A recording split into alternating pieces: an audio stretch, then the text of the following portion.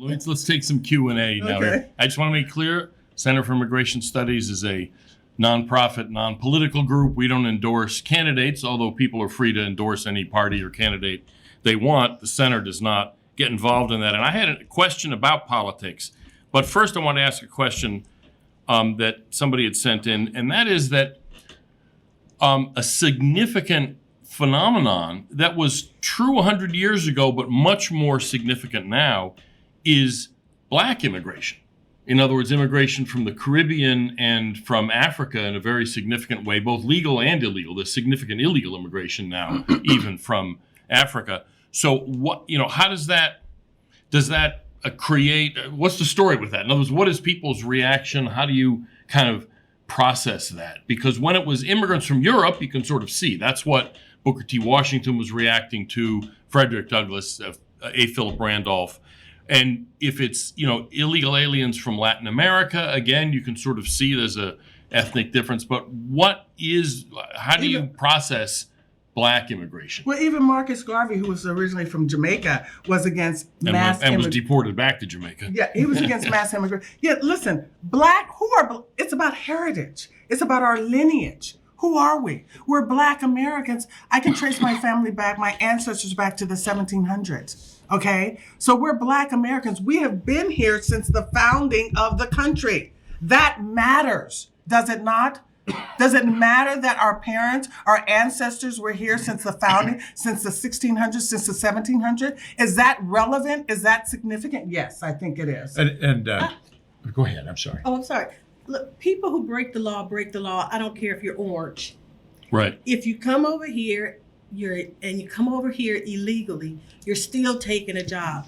Let's keep in mind that you have employers who will preference illegal immigrants over natural citizens. And that is still the case, even if their skin is darker than mine. So it's still hurting everyone. And then a lot of the illegal immigrants that come over here and their skin is dark, they don't see themselves as being the same as I am. They don't identify with the Black American experience. Because they have their culture. Because that's completely different.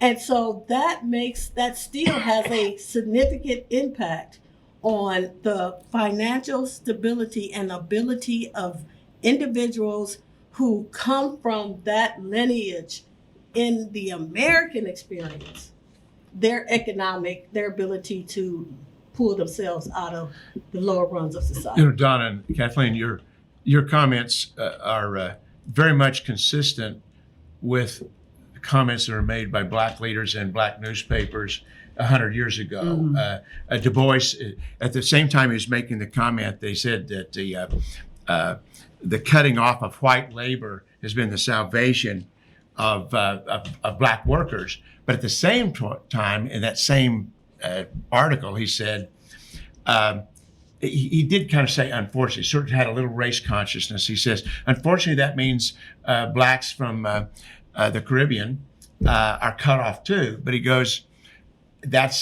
he distinguished that was a racial issue, but African Americans are not about race; it's about history, and the key thing was the history was the people whose families came through slavery, and for so the point of these Black leaders and newspapers 100 years ago was that immigration policy should be about helping African Americans, not based on their race, but based on their experience, their heritage. And it had their heritage, and it had nothing to do with helping somebody who happened to be Black from some other country. Right. So anyway, it's just very interesting hearing you talk because it fits so much with whether basically. I'm sure that you can find leaders that were more race conscious, but one of the things that I found in some of my recent studies is that the Black leaders and editors, they work so hard to really get away from racial distinctions and idea of race, because that was something that this whole idea of scientific racism had been so harmful to African Americans. And as it turns out, the scientific community eventually got out of that. Well, I mean, my ancestors didn't slave and sweat and toil and all that hard work that they did for Joanne Reed to have a job. She's from the Congo. They worked for Black Americans to have jobs. They did all that for Black Americans, not people from the Congo who are first generation Americans. Not even Kamala Harris, who's Indian American and Jamaican. Right. My ancestors didn't work for Kamala Harris to have these benefits. They worked for Black Americans to have benefits. I think even Obama is not even a Black American. This is why using color, the skin color, is not sufficient. It's American experience. It's confusing. Right. And this is why I say white Americans and Black Americans have been in America the longest since its founding. And that is significant. That matters. That history matters. And so this is why, and I don't know why so many, and, I want to get into this issue about Black women, Black American women supported. I know it's nonprofit, but Black American women don't understand most of them. Some do, but most of them don't understand. They think everything is about skin color.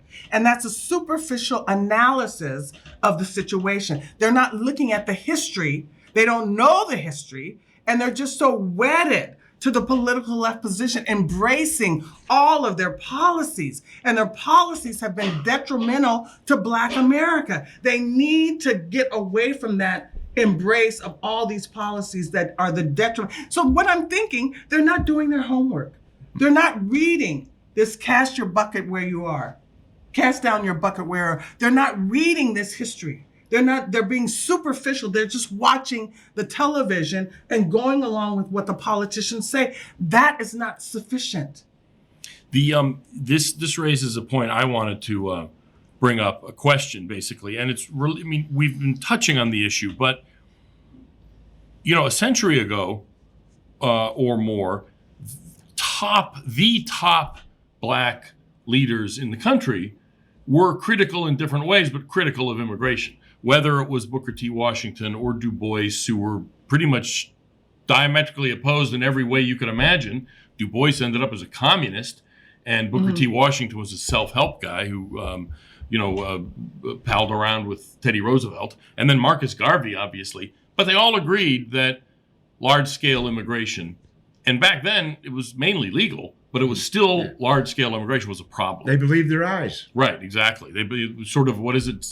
It's a struggle to see what's in front of your nose or something like that. But there isn't really much of anything like that today. And it's not just among Democratic leaders. Obviously, there are some Black Republicans who are critical of immigration, but even there really isn't the same level. In other words, there's nobody who makes even, let's just, and I'm not picking on him, but Tim Scott's a pretty high profile, is talked about as potentially vice presidential candidate.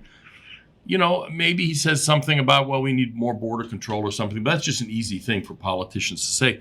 Why aren't there more Black leaders, prominent people, no insult to anybody here, but I'm talking about the top people in the country who are willing to talk about immigration? The issue is just sitting there on the ground waiting for somebody to pick it up. Well, the establishment, can I answer? No, let's go ahead, Donna, and then you can go. I'll say this. Unfortunately, most of the Black political leaders that have a platform are actually politicians. Now, I'm from a nonprofit. We don't endorse anyone, but I think that they go along with whatever the prevailing issue that will keep them in their positions. They're not they don't have boots on the ground in the communities hearing like we do from the people that think this is important. The other thing is you'll see prominent community leaders on the local level talking about the destruction of illegal immigrants. What's problematic is they're not given a platform. When you have a mainstream media whose primary concern is making sure narratives are consistent with whatever the agenda is, they're not going to give you that platform. In fact, if you notice, and I don't endorse any candidate one way or the other, if you notice Eric Adams. All of a sudden, he's under investigation. And many of the members of his team, because he's gotten out of step with what the narrative needs to be. So, but there are people who want to speak up. I have many of them. We just have to have people who are brave enough to be able to allow their voices to be heard. And so that is the biggest issue. It's the platform, not the people in the community who are saying this, because you go to New York, in the Bronx, you go to New York City, you go to Chicago, you can go to Atlanta. I can tell you, you can go to Detroit, and those people are saying the same thing. We want jobs. We can't get those jobs because we have meat packing plants that will only hire illegal immigrants. Right. The thing is that, and obviously you're right that, look, politicians are politicians. Right. The person you were talking about who was just on Washington Journal, that was Representative Al Green, who's in Houston. Right. But one of the, even when there is a political opportunity, my sense is black politicians still don't take it. And the thing that really drove that home to me was 2006. There was a Senate race in Tennessee. It was an open seat. And Harold Ford Jr., who was congressman from Memphis at the time, and he was already in the House of Representatives, his voting record on immigration wasn't terrible for a Democrat. It was actually actually good. Yeah, it was actually good for a Democrat. So the point is, he was open to talking about immigration. He was running against a big business Republican, Bob Corker, who had actually, I think, had some, hired some illegal aliens. So he was vulnerable on that issue. Even then, in the sort of best case scenario, the black politician in question, Harold Ford Jr., whatever his personal, merits or otherwise, didn't take the opportunity that was sitting on the ground in order to win. In other words, there's more than just being a politician, it seems to me. The pressure, I'll give you Sure. a chance, but the pressure that comes from the people. So what you have in the black community, and it's been happening for a long time. You have these waves, and each time the poor and the lower middle and the poor get poorer. And then you have the few elites that are given opportunities. Those few elites are afraid, and this is on both sides of the aisle, to go out and speak on an issue even when they agree with it, because they're afraid that they might lose their position. And unfortunately, what happens is these elite individuals that get these positions, their whole families, economic stability is surrounded around this one person. When people ask me, why do you say stuff, Donna? Because I've already lived a good life. I don't care. I don't have much to lose. I don't care what people do to me. Right now, it's just about the truth. And interestingly, but a lot of people are afraid of that. Yeah. But and to follow on that, to sort of confirm your point, some of the prominent leaders like Washington, like Du Bois and others, they actually did kind of have their chains yanked by donors. Yeah, they did. In other words, they kind of trimmed their sails later on because donors who were a big source of their funding, like you're suggesting, said, yeah, we don't want to hear any more of that. So, let's just face it. This is the truth. The establishment does not have the interest of America or Americans. The media, the politicians are the establishment, uniparty, both parties. The media is the establishment. I watch Washington Journal every morning. All they have on there is establishment news. The government is supposed to be by we, the people. We are in charge, not the politicians, not the establishment. So it's topsy-turvy, okay? The American people are being gaslit by the politicians because the documentation is substantiated. The positions from the 1800s, it hasn't changed, it's only gotten worse. Things have gotten worse. So and all the folks that call into Washington Journal, they believe the politicians. This is very naive. This is very gullible. The politicians do not have your interests because they are the establishment. You must do research outside of what you hear on TV and find out what's going on, because the politicians don't have your interests. They have the establishment's interests. And it's so clear now. I mean, what we're witnessing now with this cognitive decline of Biden. I mean, this is the biggest cover-up in American history. And why did it happen? We have to ask ourselves, how did this take place that the media was sort of in cahoots with covering this up? What does this reveal? What does this say to us? What does this tell us about the media and the establishment? What do we learn from this? I think the one thing, I'm sorry, I'm gonna stop, but the one thing I would add is don't underestimate the fact that a lot of people just like the issue. I have an issue, and this issue is actually profitable for me.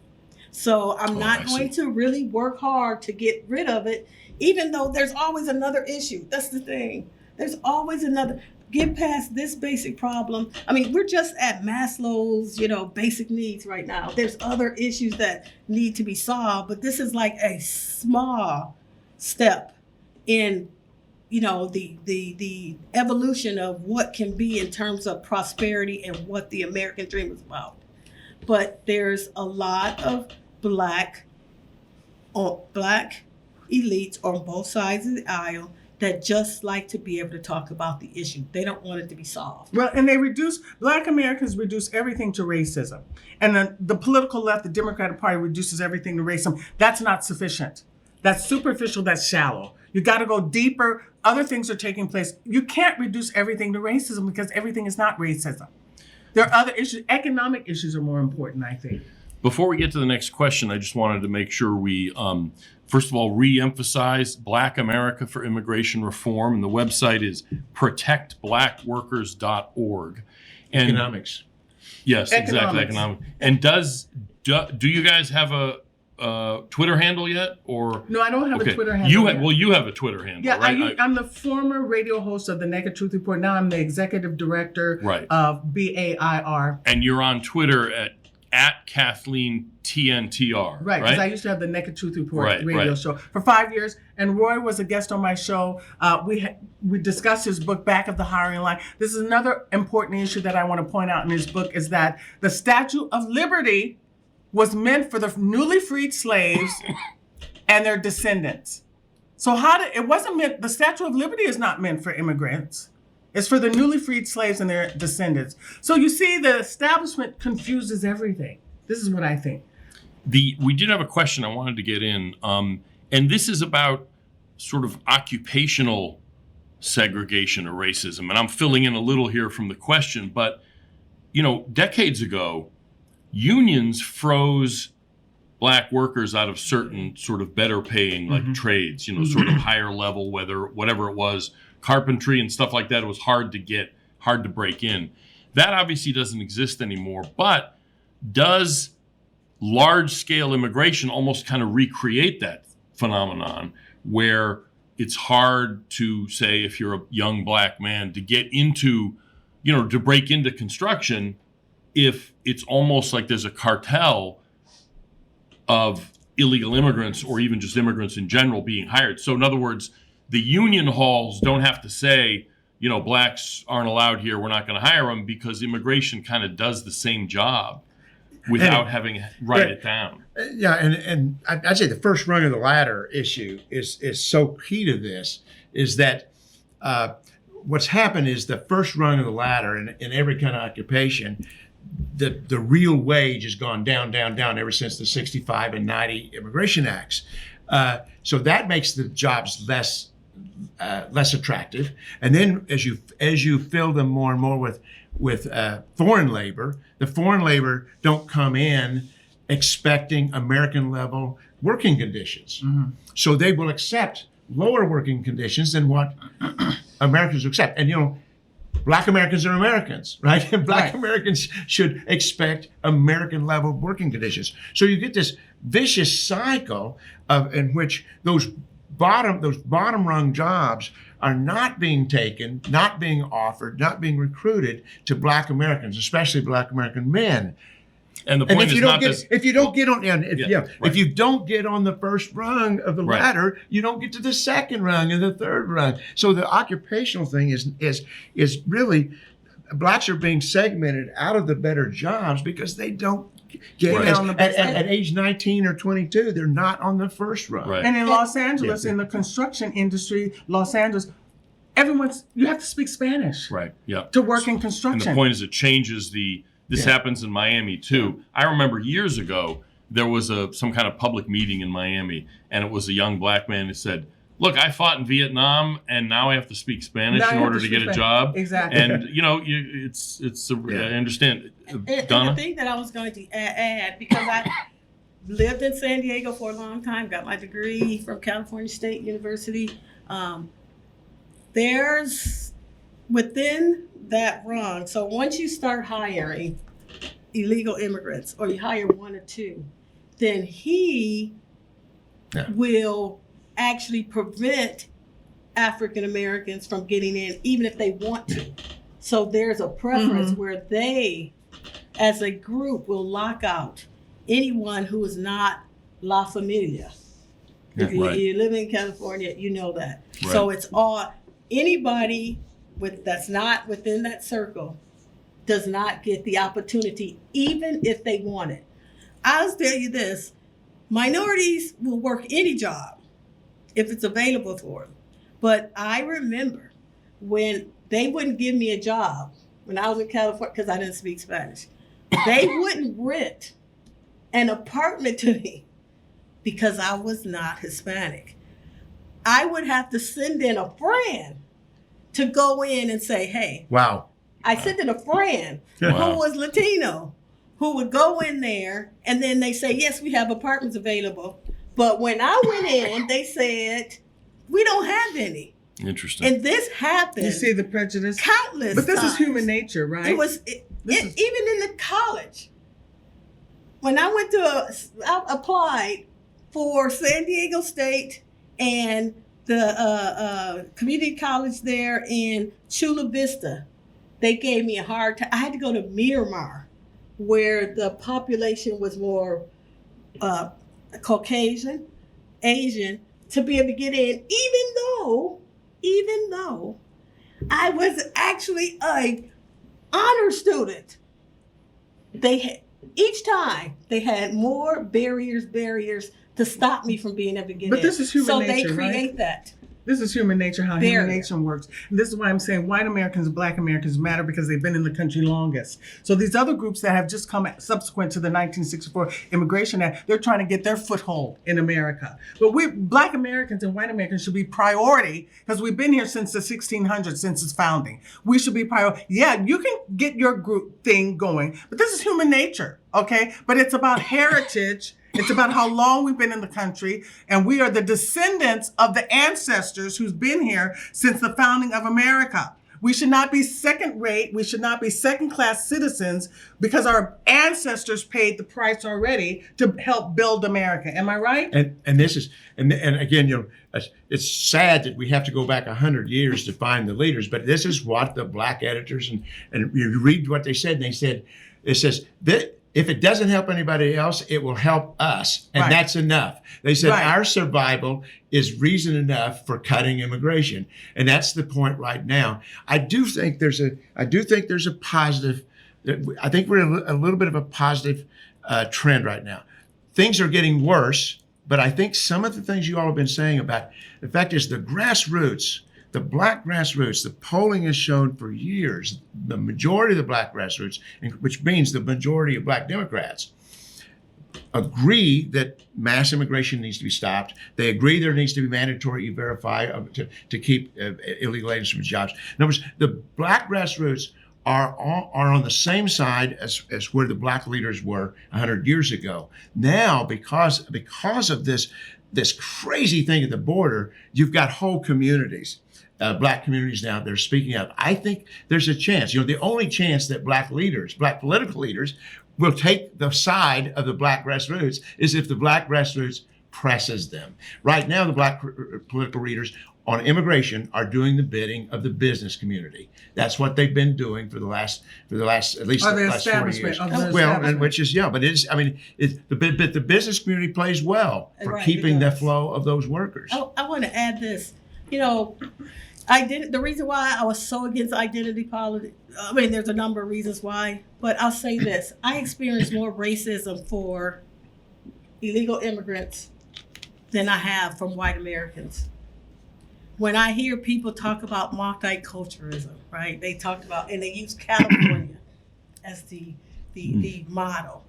And I could sit there and say, name a city, and I'll tell you what ethnic group lives there because they're so segregated. Mm-hmm. The discrimination that African Americans experience in California is not for white Americans. In fact, it's from the immigrants. Otay Lake is where all the new illegal immigrants come in.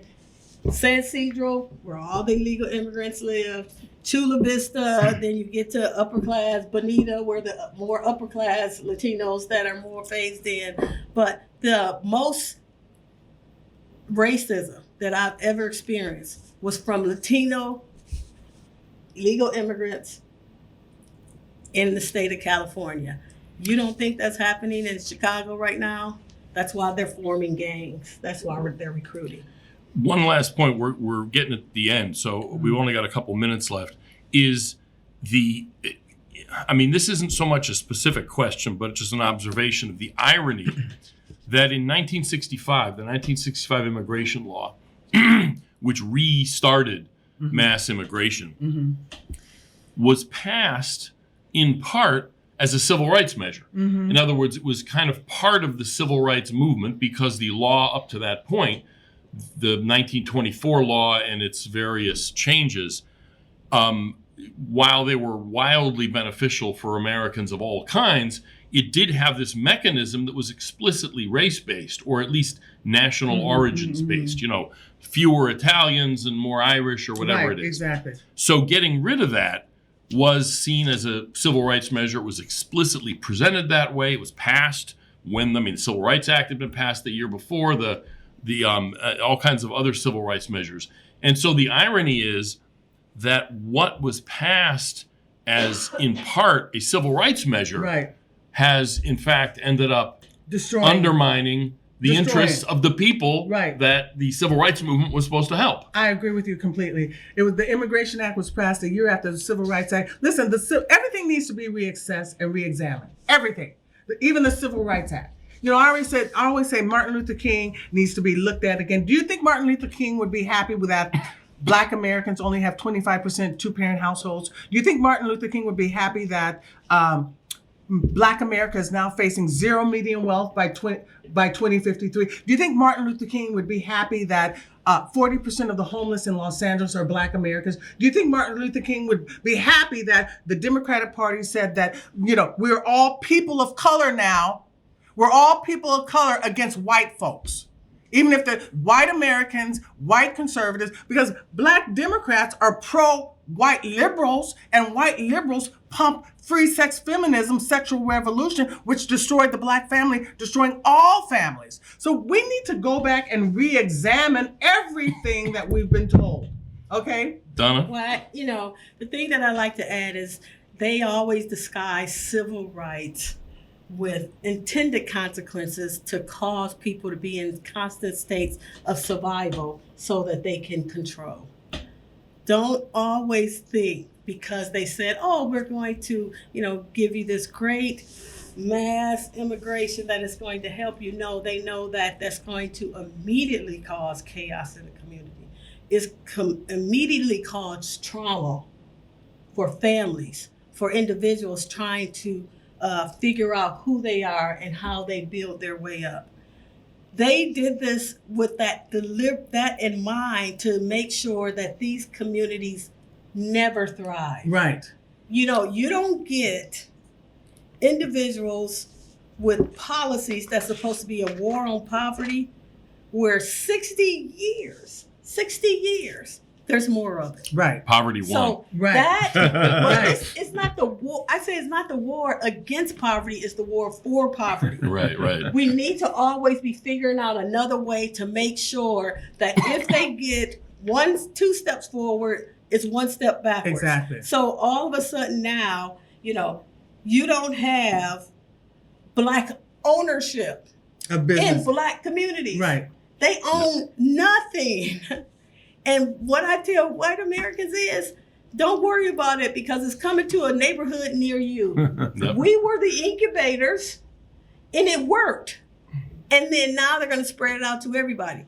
They use the narratives of if you say something or speak up, then somehow you're destroying democracy or you're racist or something Right. like that. You know what? I don't worry about what people say to me in words. I want to see results. Right. I want to see outcomes. I would rather have a guy sit there and say he don't like me personally. And you know what? It's a lot of people I don't like personally. So what? But at the end of the day, what have you done for me economically lately? The And policies. the answer is, when you look at it, if you look at the amount of mass immigration happening in minority communities, there's a indirect correlation in the amount of crime, because if I can't find a job, I'm going to rob you. If I can't find a job, then I'm going to hurt you because I'm hurting. That's the bottom line. There's a difference. There's a correlation, and they want that. We got to, well, if they're decriminalizing things, because you can steal 950 items a day, $1 worth of items a day, then we got to think of new ways for you to kill each other. Mm-hmm.